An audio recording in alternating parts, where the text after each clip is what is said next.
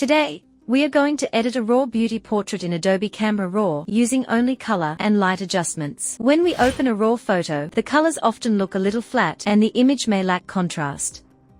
So, the first step is to bring some life back into the photo. We'll start by adjusting the contrast to create a better balance between the highlights and shadows while making sure we don't lose important details in the skin. Next, we'll work with the highlights and shadows to control the brighter and darker areas of the face. Then, we'll adjust the white balance to improve the overall color temperature and make the skin tones look more natural and pleasing. After that, we can use vibrance and saturation to fine-tune the colors. With beauty portraits, the goal isn't to make the colors overly saturated. We simply want them to look clean, natural, and attractive. Finally, we'll make a few small adjustments to exposure, contrast, and the overall color balance to bring the image closer to a polished and professional result.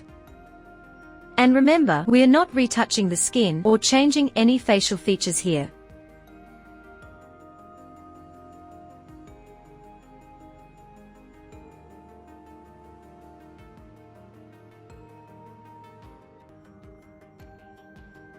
The goal is simply to use Camera Raw to bring out the best in the original raw photograph through light and color correction.